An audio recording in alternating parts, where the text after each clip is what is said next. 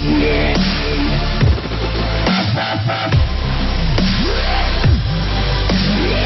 St. Regis Hotel with added security ahead of the arrival of North Korean leader Kim Jong-un on Sunday, June 10, in Singapore.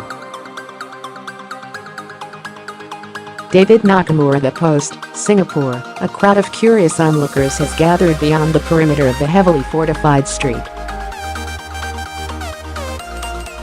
Regis Hotel here Sunday afternoon, when a gold-colored tour bus with tinted windows pulls up to the curb.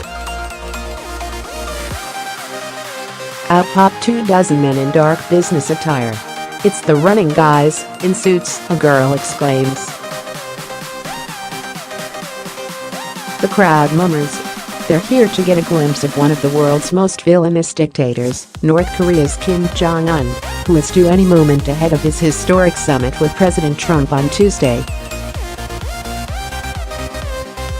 But Kim's reputation, morphing amid a remarkable regional charm offensive, has preceded him, the cartoonish leader of the Hermit Kingdom, whose phalanx of lockstep bodyguards were turned into a social media meme after they were filmed jogging robotically next to his armored Mercedes sedan in the Korean demilitarized zone during a summit with South Korean President Moon Jae-in in April.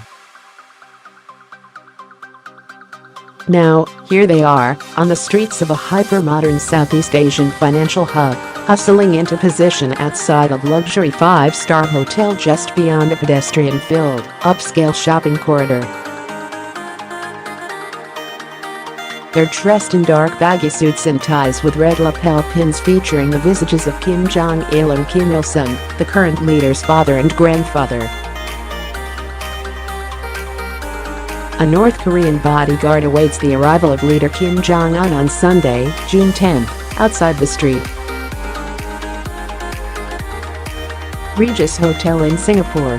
David Nakamura, The Post. They take their places, next to local police, some dressed in commando gear and holding machine guns, and stand nearly motionless, their hands behind their backs.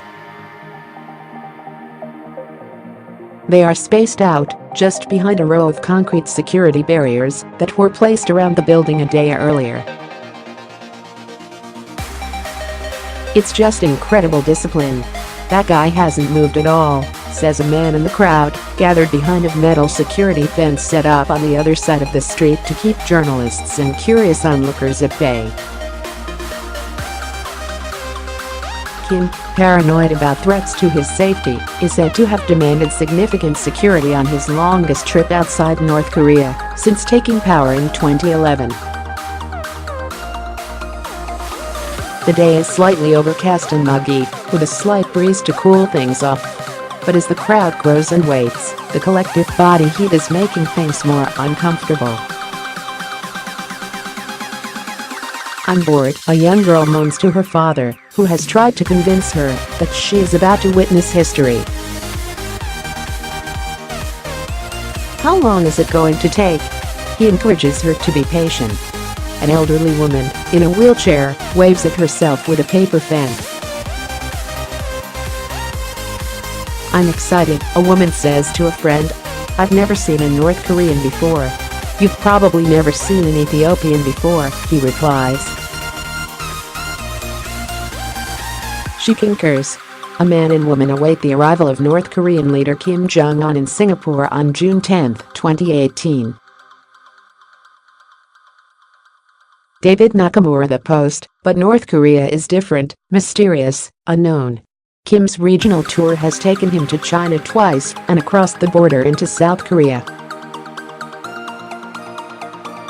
Now here he comes, on his way, the authoritarian, 30-something leader of a reclusive state of 25 million who is accused of having been involved in the assassination of his own half-brother at a Malaysian airport 2 years ago.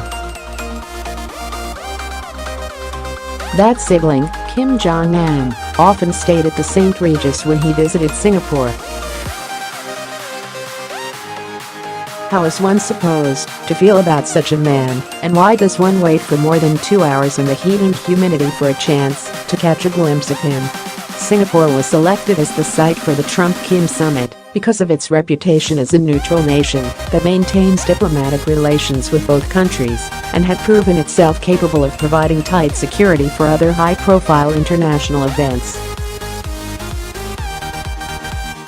In 2015, the nation staged a meeting between Chinese President Xi Jinping and then Taiwan leader Ma Ying-jeou, the first such meeting in nearly 7 decades.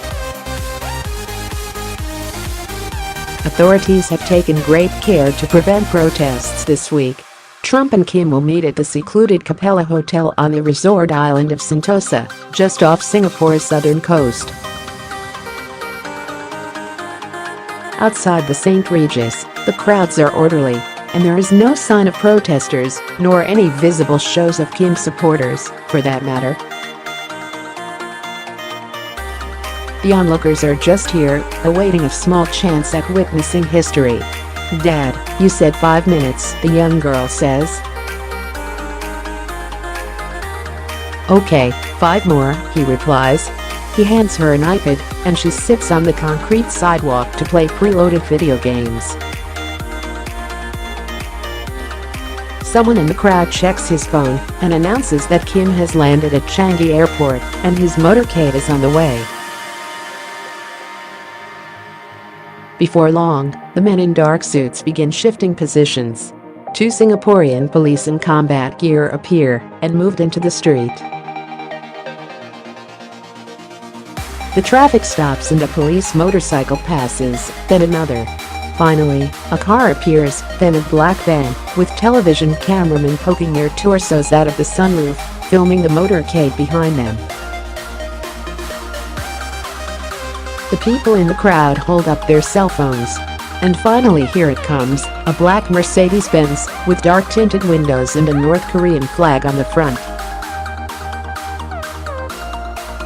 The vehicle passes in front of the hotel, then curves into the driveway and out of view. "That's him," someone in the crowd says.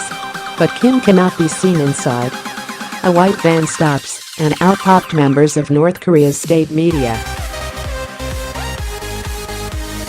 One sets up a step stool in the street, hops up and snaps a photo of the St. Regis.